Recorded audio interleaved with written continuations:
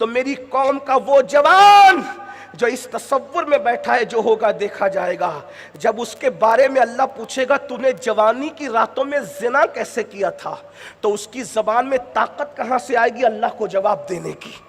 جب یہ پوچھا جائے گا کہ تو نرم نرم گدوں پہ لیٹ کر زنا کی فلمیں دیکھتا تھا، کہاں سے لاؤ گے؟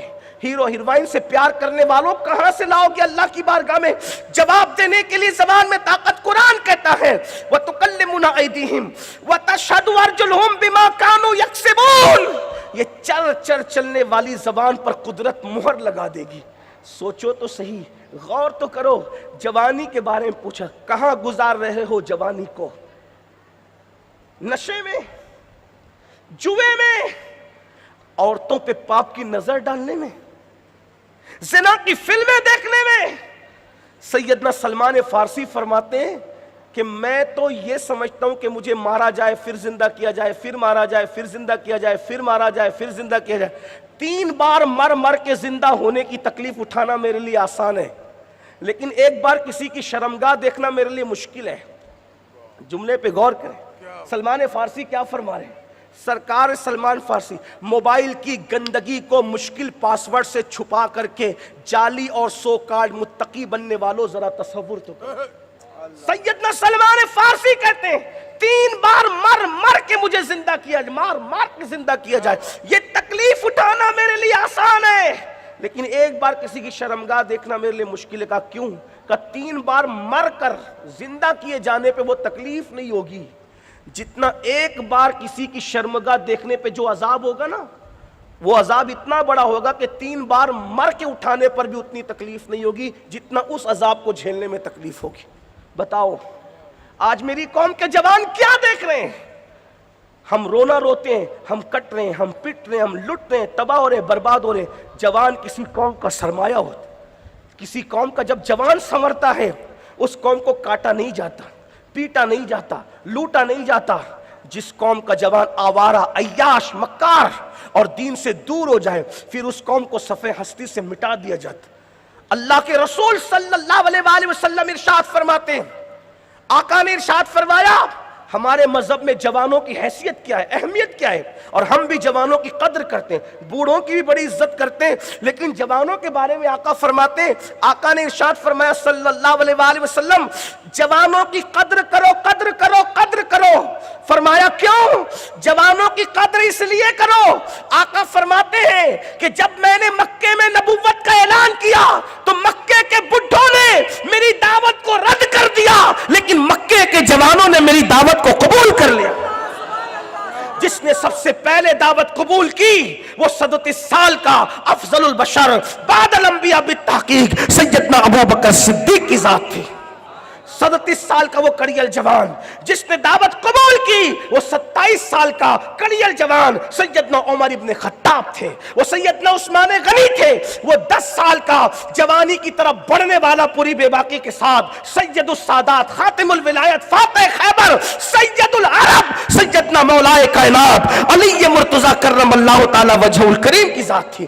7 جوان تھے، سعید جوان تھے، طلحہ جوان تھے، زبیر جوان تھے، بلال جوان تھے، صہیب رومی جوان تھے، اللہ اکبر، یہ سب جوان تھے۔ سیدنا سعد ابن ابی وقاص کہتے ہیں حضور پہ آنے والے تیروں کو میں نے اپنے سینے پہ احد میں روکا تھا، اس وقت میری عمر صرف 16 یا 17 سال کی تھی، میرے چہرے پر ابھی داڑھی کے بال بھی نہیں اگے تھے کہ میں نے حضور کے آنے والے تیر کو اپنے سینے پہ روکا تھا۔ میں آپ سے پوچھنا چاہتا ہوں جوانی کو کہاں گزار رہے ہو؟ اللہ پوچھے گا ثم لتسألن یومئذ عن النعیم۔ اگر آوارگی میں گزارو گے جوانی کو، بات سمیٹتا ہوں، طویل نہیں کروں، میرے بعد ایک خطاب اور سننا ہے، ایک خطاب سن چکے ایک اور سننا ہے، لیکن شارٹ کر رہا ہوں، بہت مختصر، ہو سکے تو بہت اختصار سے بات سمیٹ لوں گا، دستار بھی ہونی ہے، اشارہ مجھے ملا ہے کہ دستار بھی ہونی۔ توجہ فرمائیں، اگر جوانی کو گناہ اور پاپ میں گزارا، اللہ رب العزت جو جوانی میں عیاشی اور آوارگی کرتے ہیں ان پر اتنا سخت اور دردناک بڑھاپا مسلط کرتا ہے کہ وہ موت مانگتے تو ان کو موت نہیں آتی، چادروں میں چھپ چھپ کے روتے ہیں۔ جوانی میں جرائم کے گل کھلانے والوں، بڑھاپا بڑا بدترین آتا ہے۔ سید الطائفہ حضرت جنید بغدادی رضی اللہ تعالیٰ عنہ بغداد مقدس کے بازار سے گزر رہے تھے، ابھی ایک کلام ایسا پڑھا گیا کہ بغداد نگاہوں میں پھر گیا، یہ دل تڑپ کے کہیں آنکھ میں نہ آ جائے کہ پھر رہا ہے کسی کا مزار آنکھوں۔ اللہ ہم سب کو بغداد معلیٰ کی حاضری ادب کے ساتھ عطا ہے۔ اللہ اکبر، بڑی عظیم تمنا ہے۔ اللہ اکبر، بغداد معلیٰ کی سرزمین پر سید الطائفہ جنید بغدادی بازار میں ہے، ایک بڈھا بڑے میاں بوڑھا لوگوں سے بھیک مانگ رہا ہے، کوئی اس کے کٹورے میں بھیک بھی نہیں ڈالتا۔ تو مریدوں نے کہا بغداد کے لوگ کتنے سخت ہو گئے کہ بڈھے کو بھیک نہیں دے رہے ہیں۔ جنید بغدادی سرکار نے فرمایا واللہ جا کے تحقیق کر لو، اس بڈھے نے جوانی میں بہت پاپ کیے ہوں گے، اس لیے اللہ نے اس کو اتنا بدترین بڑھاپا دیا، کوئی اس کو بھیک دینے کے لیے تیار نہیں۔ غور فرمائیں، جوانی میں پاپ کرو گے تو بڑھاپے میں ذلت ہوگی، رسوائی ہوگی، اور اگر جوانی میں حرام سے بچو گے اور نیک کام کرو گے تو سن لو اللہ کے رسول کی بشارت۔ اللہ کے سچے رسول صلی اللہ علیہ وآلہ وسلم فرماتے ہیں جو جوان جوانی میں حرام سے بچے اور اللہ کی عبادت کرے، اللہ اس جوان کو 70 صدیقوں کے برابر ثواب عطا فرماتا ہے۔ ایک دو نہیں، 70 صدیقوں کا ثواب عطا فرماتا ہے۔ لوگ ولی بننے کی بات کرتے ہیں، جوانوں حرام سے بچ جاؤ، ولی نہیں، ولی سے بڑا مقام صدیقوں کا ہے۔ مقام نبوت اور مقام صدیقیت کے بیچ میں اور کوئی اللہ اکبر مقام نہیں ہے۔ نبوت کے بعد سب سے بڑا مرتبہ صدیقیت کا مرتبہ ہے، ولی سے بھی بڑا مرتبہ، شہید سے بھی بڑا مرتبہ صدیق کا ہوتا ہے۔ اور ایک دو نہیں، اگر جوانی میں حرام سے بچو گے تو اللہ 70 صدیقوں کا ثواب عطا فرمائے گا۔ اندازہ تو فرمائے 70 صدیقوں کا ثواب کسے کہتے ہیں، کس پر ملے گا؟ صرف حرام کام سے بچنے پر۔ اس لیے جب زندگی کے اندر وہ لمحے آئے کہ آنکھیں حرام تکنا چاہیں، کان حرام سننا چاہیں، زبان حرام بولنا چاہیں، پیٹ حرام کھانا چاہیں، اس وقت یہ سوچ کر کہ اللہ جوانی کے بارے میں پوچھے گا۔ اور ایک بات آپ کو بتاؤں، اللہ کے سچے رسول صادق و مصدوق مصطفیٰ جان رحمت صلی اللہ علیہ وآلہ وسلم ارشاد فرماتے ہیں کہ اللہ فرماتا ہے میرا حق صحیح معنی میں اگر کوئی بندہ ہے، میرا کوئی بندہ ہے، حقیقت میں کوئی بندہ ہے تو وہ جوان ہے جو اپنی جوانی کو گناہوں سے بچا کر کے گزارتا ہے۔ لیکن افسوس آج جوانی اغوا ہو رہی ہے، انٹرنیٹ کی نظر ہو رہی ہے، انٹرنیٹ کے جنگلات میں ہم نے اپنی جوانی کو ضائع کر دیا۔ ابھی سوال ہو رہا تھا کہ جہیز مانگا جاتا ہے، پھر ہمارے جوان ہم لوگوں سے مطالبہ کرتے ہیں حضرت ایسی تقریر کر دیجئے کہ بیٹیاں مرتد ہونے سے بچ جائیں۔ بچیاں مرتد ہونے سے صرف تقریر سے نہیں بچے گی، ہر چیز کا علاج تقریریں نہیں ہوتی۔ رات بھر تقریریں سن کر صبح کو خواب خرگوش میں سو جانے والی قوم کبھی ترقی کی منازل طے نہیں کر سکتی جب تک میدان عمل میں نہ ہو۔ کبھی سوچا اگر بیٹیاں مرتد ہو رہی ہے تو کیوں ہے؟ پہلی بات تو یہ کہ مرتد ہونے کی جتنی رپورٹیں پھیکم پھاک بیان کی جاتی ہے میں اس سے متفق نہیں ہوں، اس لیے کہ توجہ فرمائیں کیوں متفق نہیں ہوں؟ اگر میڈیا کہہ دے کہ ہم نے چاند دیکھا ہے عید کا تو اس کی بات کو مانو گے؟ نہیں مانو گے نا۔ تو جس کے کہنے پہ چاند کا آنا قبول نہیں کرتے اس کے کہنے پہ بیٹیوں کا جانا کیسے قبول کر سکتے؟ کہیں یہ سازش تو نہیں ہے ہماری بیٹیوں کو بدنام کرنے کی؟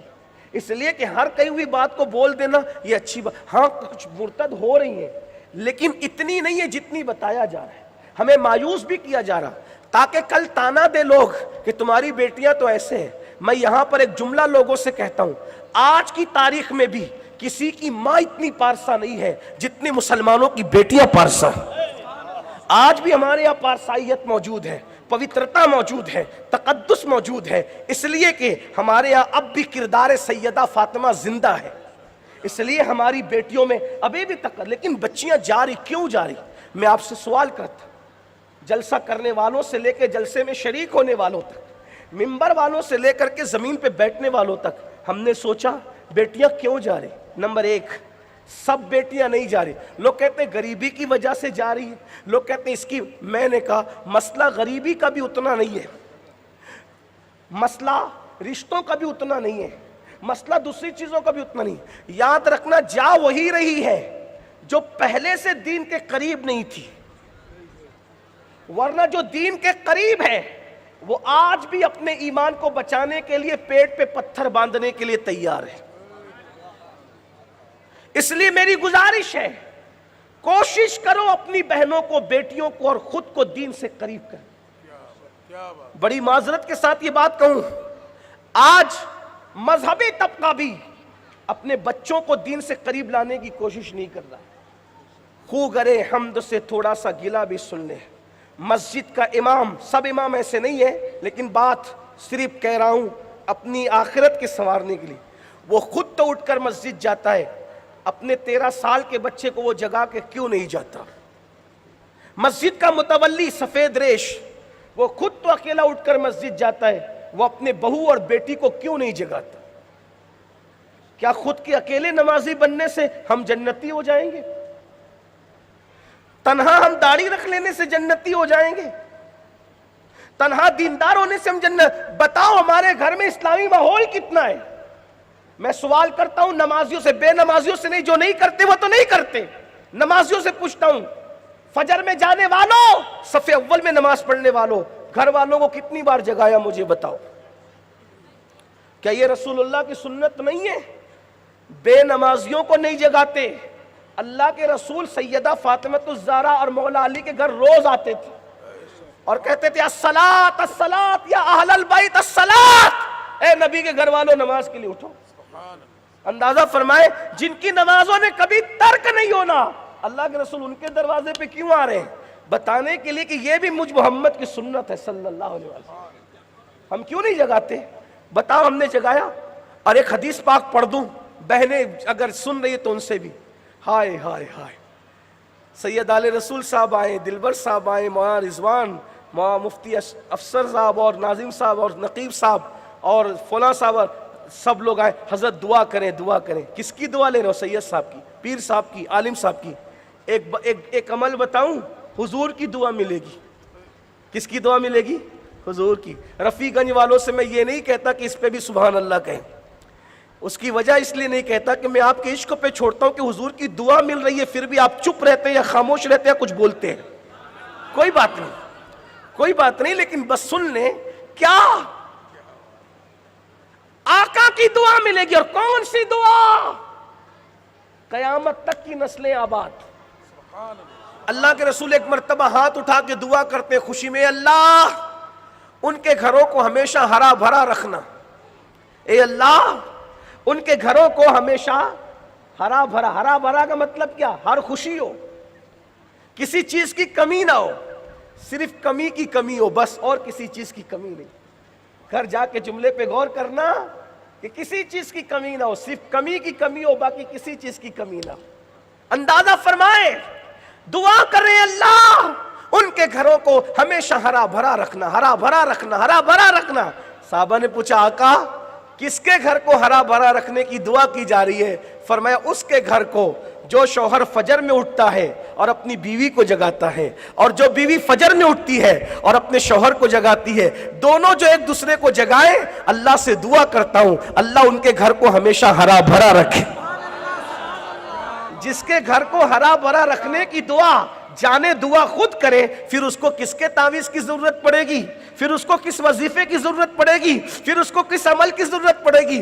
بولو، آپ نے بہت ہاتھ اٹھا کر کے ایمان کی گواہی دی، کیا آپ اس پر بھی ہاتھ اٹھاتے کہ انشاءاللہ گھروں کو ہرا بھرا رکھنے کے لیے آج سے ہر شوہر بیوی کو جگائے گا، ہر بیوی شوہر کو جگائے انشاءاللہ؟ کتنے لوگ ہیں ذرا بتائیں اپنے نبی کی خوشی کے لیے؟ ماشاءاللہ. چلیں آپ ہاتھ اٹھا کے رکھیں ذرا، کچھ لوگوں کو نظر بھی تو آئے کہ سنی اس پر بھی ہاتھ اٹھاتا ہے. سنی صرف بد مذہب کے بائیکاٹ پہ ہاتھ نہیں اٹھاتا، الحمدللہ بد مذہب کے بائیکاٹ پہ تو ہاتھ اٹھاتا ہے، لیکن بے نمازی پن کے بائیکاٹ پر بھی سنی ہاتھ اٹھا سکتا ہے. کتنے لوگ جگائیں گے اپنی بیویوں کو؟ بتاؤ انشاءاللہ. ہاتھ اٹھا کے رکھیں. اور جو نہیں اٹھا رہے ان پہ بھی فرض ہے، نماز ان پہ بھی اٹھا کے رکھے، ذرا اللہ کو گواہ بنائے، فرشتوں کو گواہ بنائے. یہ منظر خوبصورت لگے کہ شرفیہ کے دارالعلوم کے جلسے کے موقع پر کتنے بڑے انقلاب کی بات کی گئی ہے. سنیوں گھر ہمیشہ ہرے بھرے رہیں گے، اور صرف گھر ہرے بھرے نہیں رہیں گے، انشاءاللہ تمہاری قبریں بھی تر و تازہ رہے گی، اور دنیا تمہیں دیکھ کے کہنے پہ مجبور ہو جائے گی زمین میلی نہیں ہوتی، زمن میلا نہیں ہوتا، محمد کے غلاموں کا کفن میلا نہیں ہوتا. آج ہمیں اپنے گھر میں دینی ماحول، اگر ارتداد کے فتنے کا مقابلہ کرنا ہے، ہر بندہ اپنے گھر میں دینی ماحول قائم کرے. میں آپ سے پوچھتا ہوں اور قسم دے کے پوچھتا ہوں، اپنے ضمیر کی عدالت میں کھڑے رہ کر کے بتاؤ، بچہ پیدا ہوتا ہے تو نام رکھنے سے پہلے اس کو ڈاکٹر، ٹیچر، انجینئر، لائر، وکیل، جج سب بنانے کا پلان بنتا ہے. کبھی یہ بھی پلان بنا کہ میں اپنے بیٹے کو پہلے مسلمان بناؤں گا؟ بتاؤ، ڈاکٹر، انجینئر، ٹیچر سب بناؤ، مجھے کیا اعتراض ہے؟ میں دعا کرتا ہوں اللہ جو آپ دعا کرتے ہیں اللہ وہ آپ کے بچوں کو بنائے، لیکن پہلے مسلمان بناؤ. کیوں؟ ڈاکٹر کا باپ ہونے میں کوئی فخر کی بات نہیں، اس لیے کہ ڈاکٹر کا باپ کوئی منکر اسلام بھی ہو سکتا ہے. ٹیچر کا باپ ہونا ہمارے یہاں مذہبی اعتبار سے، میں کوئی مذاق نہیں اڑا رہا ہوں، ڈگریوں کا بہت اہمیت ہے، ڈگریوں کی، ڈاکٹر، ٹیچر سب، لیکن آخرت میں کوئی فخر کی بات نہیں ہے. ٹیچر کا باپ ہونا، وکیل کا باپ ہونا، انجینئر کا باپ ہونا، کیا فخر ہے پتہ ہے؟ فخر کیا ہے؟ مومن کا باپ ہونا، یہ فخر کی بات ہے. اور یہ فکر کس کی ہے؟ یہ فکر نبوت ہے، فکر نبوت.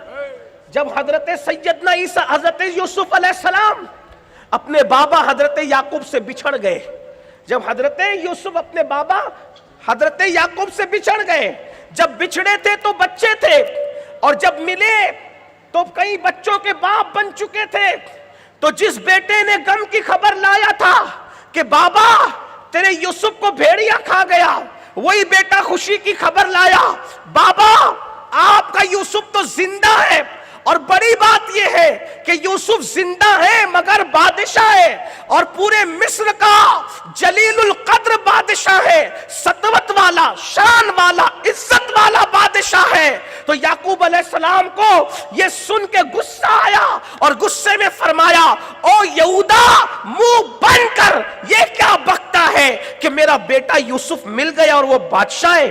پہلے یہ بتا کہ وہ مسلمان ہے یا کافر ہو گیا؟ پہلے یہ بتا، پہلے یہ بتا کہ وہ مومن ہے یا نہیں.